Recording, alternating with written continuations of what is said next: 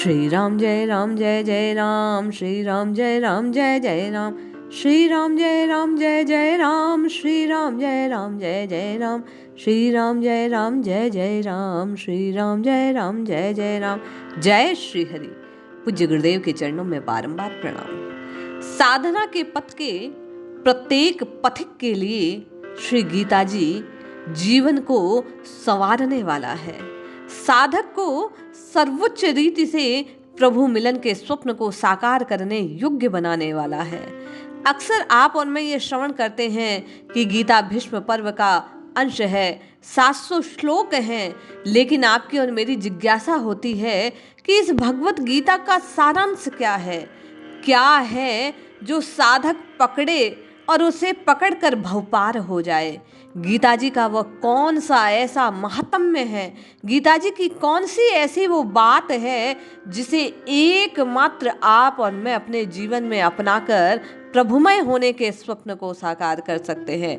वास्तव में अपने नाम जप की साधना को सिद्धि तक पहुंचाते हैं। राम राम राम राम कहकर राममय होने के स्वप्न को साकार करने हेतु अपने हृदय पटल को कैसे तैयार कर सकते हैं?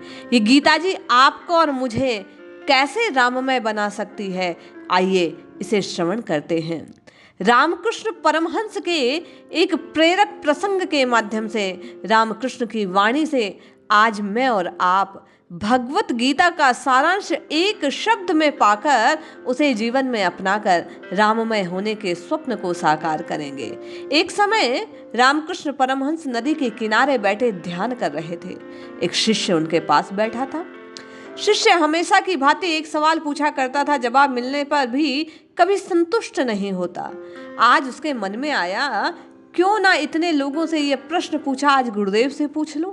काश कोई ऐसा उत्तर मिल जाए कि जीवन संवर जाए। जैसे ही रामकृष्ण परमहंस ध्यान से उठे, शिष्य ने गुरुदेव को प्रणाम किया और कहा, गुरुदेव भगवत गीता का सारांश एक शब्द में बताओ। रामकृष्ण शिष्य का प्रश्न सुनकर मुस्कुराने लगे। वाह, क्या प्रश्न पूछा, उसी में तो उत्तर छुपा है। शिष्य ने कहा, कैसे गुरुदेव? रामकृष्ण परमहंस ने कहा, आपने शब्द बोला गीता, इसका उल्टा कर लीजिए, निरंतर इस शब्द का पारायण कीजिए, आपको उत्तर मिल जाएगा। ऐसा कहकर पूज्य रामकृष्ण परमहंस वहां से विदा हो गए। शिष्य विचारता रहा कि गुरुदेव ने कैसा उत्तर दिया। उनके शिष्य ने वैसा ही किया जैसा गुरुदेव ने कहा। रामकृष्ण ने कहा कि गीता का उल्टा कर उसका पारायण करो, निरंतर जप करो, तुम्हें उत्तर मिल जाएगा। गीता का उल्टा है तागी। वह निरंतर तागी तागी तागी तागी तागी तागी शब्द की रटना लगाने लगा। धीरे धीरे तागी शब्द त्यागी में परिवर्तित हो गया। अब जब वह उच्चारित करने लगा तो त्यागी त्यागी त्यागी त्यागी उच्चारित होने लगा।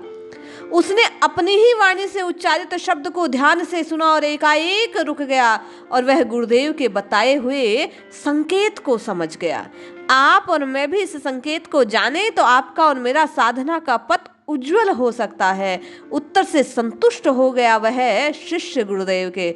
गुरुदेव ने कहा कि जीवन में सच्चे त्याग से ही प्रभुमय होने के स्वप्न को साकार किया जा सकता है। यह गीता जी का सारांश है एक शब्द में। अब आपकी और मेरी जिज्ञासा होगी कि किस वस्तु का त्याग करना है, किस भाव का त्याग करना है, क्या त्यागे जाने से आप और मैं प्रभु के योग्य हो जाएंगे। इस असार संसार को त्याग कर, आशा तृष्णा अहंकार का त्याग कर, आप और मैं शुद्ध स्वरूप को देखकर अपने जो अविकारी ये जो स्वरूप है इसे ध्यान देकर, विकार युक्त ये जो नश्वर शरीर है इसका भान का त्याग कर आप और मैं प्रभुमय हो सकते हैं।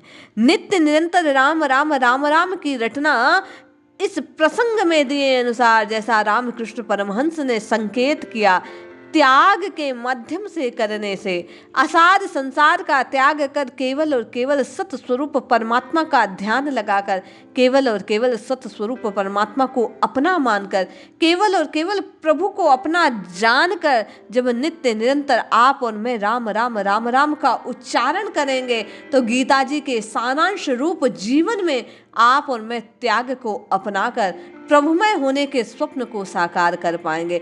इसलिए जपिए जपिए जपिए नित्य निरंतर केवल और केवल प्रभु के नाम को जपिए, श्रद्धा और विश्वास के साथ असार संसार का त्याग करते हुए केवल और केवल प्रभु को अपना मानकर, अपना जानकर नित्य निरंतर प्रभु के नाम की रटना लगाइए। निश्चय मानिए आपका और मेरा कल्याण अवश्य होगा। जय श्री हरि।